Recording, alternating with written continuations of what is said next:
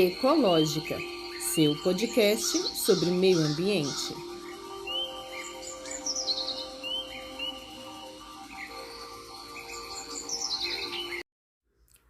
Olá, sou Tatiane Costa e este podcast irá explicar, conversar, debater e te atualizar sobre todas as questões acerca do meio ambiente. Sejam todos bem-vindos e bem-vindas.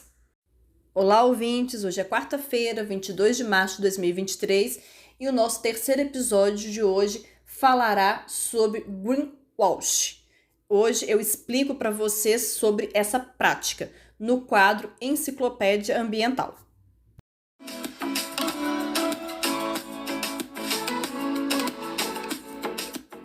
Enciclopédia Ambiental, um quadro que elucida processos, fenômenos, tudo que se refere à temática socioambiental.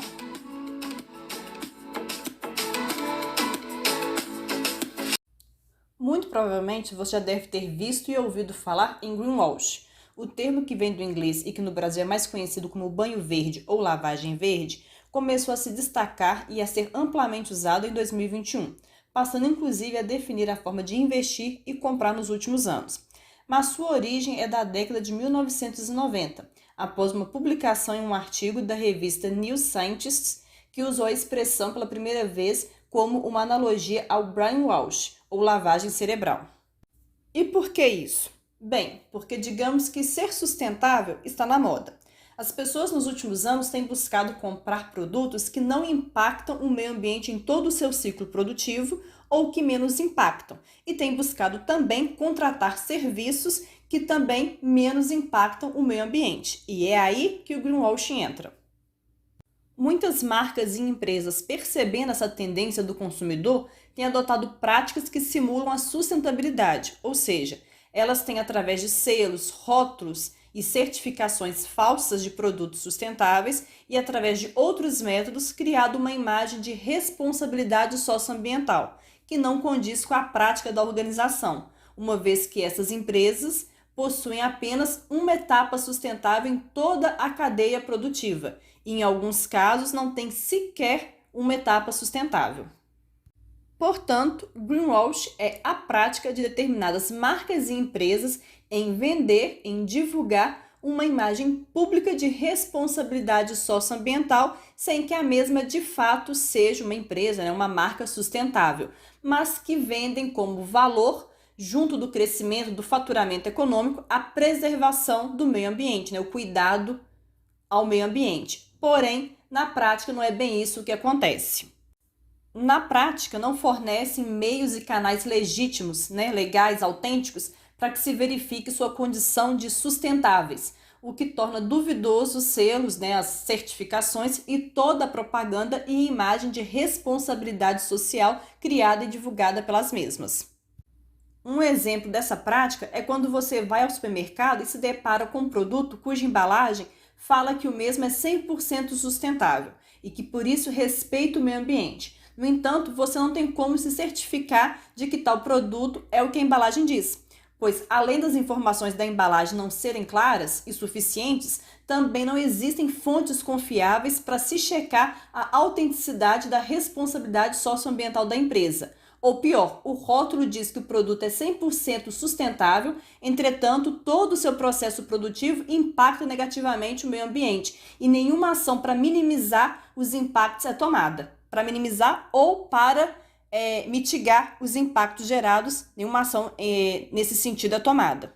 Outro exemplo de greenwash é quando o discurso adotado por uma empresa ou marca é o da responsabilidade socioambiental, da proteção ambiental, mas sua prática contraria tal discurso, como foi o caso do não fornecimento de carregadores para novos modelos do iPhone, puro suco de greenwash, pois a Apple adotou o discurso de que passaria a não enviar mais os carregadores junto dos smartphones por ter uma preocupação ambiental, pois nos dizeres da empresa, abre aspas, usando embalagens menores e mais leves, conseguimos transportar mais caixas por vez, reduzindo nossa pegada de carbono, fecha aspas.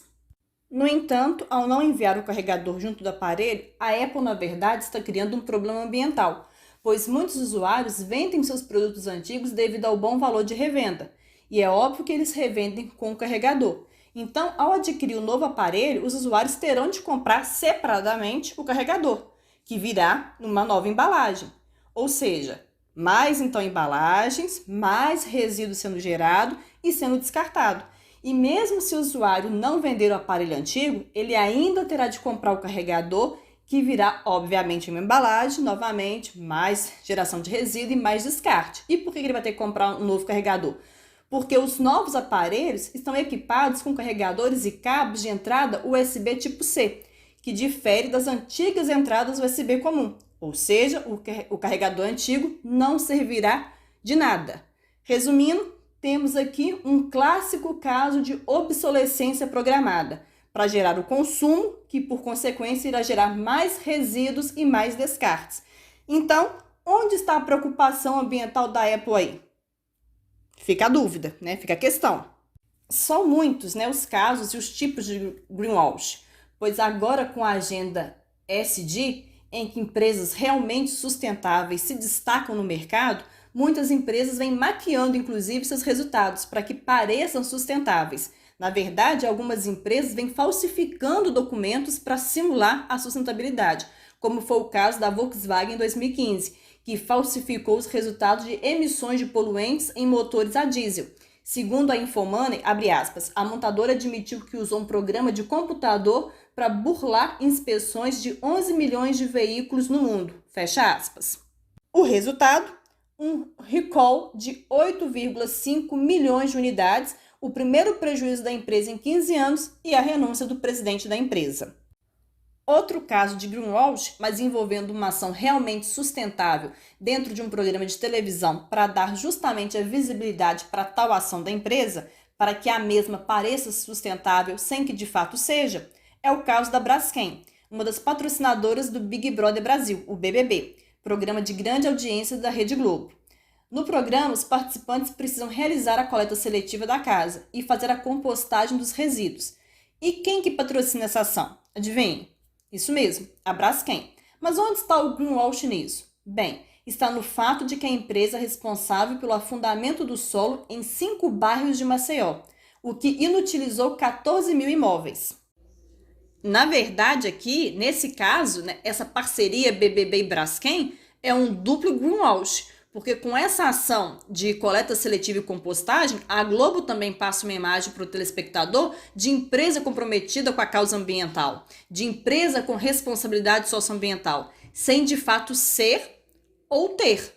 Uma vez que se a mesma fosse realmente comprometida com a causa, ela teria buscado outras empresas para ser parceira dela nessa ação. Teria escolhido uma empresa que realmente tem responsabilidade socioambiental, que trabalhe com coleta seletiva e compostagem, e não uma empresa que é responsável por uma catástrofe ambiental sem precedentes, né? Depois de Brumadinho, depois de Mariana. E ainda por cima, né? E uma empresa que ainda por cima não soube lidar com ela, né? Com essa catástrofe. Não soube e não sabe ainda lidar, visto que a questão não está encerrada. Então, por isso que temos aqui um greenwash duplo, o da Braskem, numa tentativa de limpar a sua imagem com a sociedade e com o mercado, principalmente com esse último, e de convencer ambos, mas principalmente de convencer o mercado de que é uma empresa com responsabilidade socioambiental. E o da Globo, né, o greenwash da Globo, querendo criar a sua imagem como empresa comprometida com a causa, sendo que a ideia da coleta seletiva não partiu dela, inclusive. Não que isso seja um problema. Na verdade, isso pode até ser bem visto se olhar pela ótica de que a Globo adotou uma ideia que lhe foi sugerida nas redes por um perfil de sustentabilidade, o que demonstra então que a Globo está aberta a sugestões e que as ouve quando boas. No entanto, eu fiz essa observação de que a ideia não partiu da Globo, porque uma empresa grande como a Globo, né, do porte da Globo, era para ter um departamento de sustentabilidade, principalmente se ela é uma empresa com responsabilidade socioambiental, em prol da causa. E caso ela tenha tal departamento, era para o mesmo ter tido a ideia, não é mesmo? Mas enfim, agora vamos ao caso da Braskem, né? Vamos à história, né? O que realmente de fato aconteceu lá em Maceió e como tudo começou, né? A origem de tudo. Tudo começou em 2018, quando moradores de Maceió sentiram fortes tremores de terra que abalou a estrutura de casas, prédios e ruas, e que causou o afundamento do solo e abertura de crateras, Tal fenômeno se repetiu naquele mesmo ano e foi em 2019 investigado pela CPRM, Companhia de Pesquisa de Recursos Minerais, que concluiu que ao todo 5 bairros estavam afundando por conta da retirada de forma inadequada de sal-gema do subsolo e que, portanto, a responsabilidade pelos tremores e as consequentes fissuras que atingiram casa, comércio e ruas era da Braskem, empresa responsável pela extração do referido sal na região. A Braskem contestou o estudo divulgado pela CPRM e solicitou um novo estudo de uma instituição estrangeira. Esse estudo foi produzido por um Instituto de Geomecânica da Alemanha e recomendou a remoção imediata das famílias que residiam no entorno dos postos explorados pela Braskem em Maceió. Para então evitar tragédias, a população foi evacuada e 3 dos bairros tiveram prédios demolidos. A região virou uma cidade fantasma. Apenas 69 moradores não aceitaram o valor proposto pela Braskem no programa de compensação. Aproximadamente hoje, 55 mil pessoas já tiveram de deixar suas casas, o que resulta num êxodo urbano de efeitos socioeconômicos e socioculturais sem precedentes e bem significativos. Mas para isso acontecer, para que as famílias deixassem suas casas, precisou de um acordo entre os moradores, órgãos públicos e a empresa. No entanto, a negociação entre a Braskem e os moradores foi marcada por muita pressão para que os moradores deixassem as suas casas e aceitassem indenizações inferiores, em valores menores que deveriam. E foi o que de fato aconteceu. As famílias atingidas acabaram aceitando um acordo com a Braskem, cujo valor a ser recebido é insuficiente para adquirir outro imóvel. E são considerados também esses valores inadequados. Menos os 69 moradores que não aceitaram o valor como mencionado anteriormente, mas os demais acabaram sem outra alternativa senão aceitar esse acordo e recebendo um valor considerado inadequado e que na prática é realmente insuficiente para adquirir outro imóvel. Como é o caso do Wellington Santos, pastor da Igreja Batista do Pinheiro, que não aceitou o acordo com a Braskem e que por isso permanece na área de risco. Para ele, a ação da Braskem na casa mais vigiada do Brasil não passa de uma propaganda enganosa acerca das preocupações da empresa, pois, segundo o mesmo, abre aspas, quem aparece agora preocupada com a casa sustentável destruiu a casa de 60 mil pessoas aqui. Não tem outra palavra a não ser escárnio, desfaçatez, típicos de conglomerados desse capitalismo selvagem, que destroem a vida e o sonho das pessoas e depois se lançam como patrocinadores de eventos populares com apelo de empresa que se preocupa com o cuidado ambiental. Fecha aspas. E o Wellington não está errado em sua análise, pois tal jogada da Braskem não passa de puro suco de greenwash, até mesmo para limpar a sua imagem perante toda essa tragédia que ainda está se desenrolando e não está indo muito bem o desenrolar dela para as pessoas dessa região que foi significativamente afetada. Por isso que em tempos em que ser sustentável está em alta, está na moda, nós consumidores conscientes que queremos realmente adquirir produtos sustentáveis, queremos contratar serviços sustentáveis que não agridam o meio ambiente, nós precisamos ficar atento às marcas e empresas para nos certificar de estarmos consumindo produtos e serviços realmente sustentáveis. Sendo que quando falo aqui de produtos e serviços sustentáveis, não falo de produtos e serviços 100% sustentáveis, pois estes não existem. Ninguém é 100% sustentável. No entanto, podemos melhorar. Podemos buscar ser o mais sustentável que podemos ser. Podemos buscar impactar negativamente o mínimo possível. Dessa forma, na hora de procurarmos por produtos e serviços sustentáveis, devemos procurar por aqueles que buscam ser o mais sustentável possível, que impactam menos o ambiente e que ainda buscam reduzir ainda mais os impactos negativos, pois estão sempre melhorando, sempre se aperfeiçoando, estão sempre buscando um caminho, e sempre buscando o caminho da melhora, da melhoria, do aperfeiçoamento, da evolução.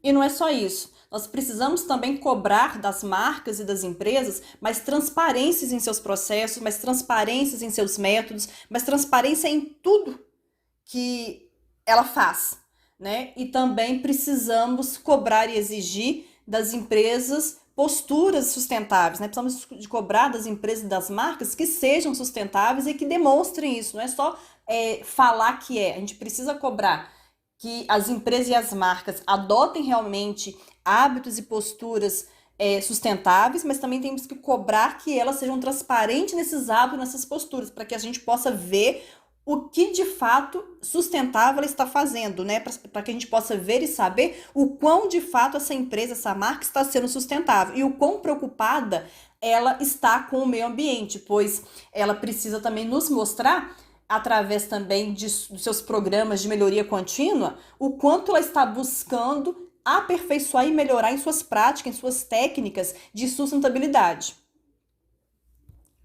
E sempre que a gente souber de alguma empresa ou marca que pratica greenwash, temos sim de expor a empresa e a marca para que todos possamos ter conhecimento de que está acontecendo isso com aquela empresa, com aquela marca, para que possamos então não consumir, não contratar seus serviços. Se realmente é uma empresa, é uma marca que está se valendo de um valor que ela não possui. Principalmente se a gente já é um tipo de consumidor consciente, que só quer realmente adquirir produtos e serviços sustentáveis. É isso, ouvintes. Chegamos ao final de mais um episódio do seu podcast sobre o meio ambiente, o Ecológica. Eu agradeço a vocês por terem ouvido, espero que tenham gostado e até o próximo programa. Espero vocês lá.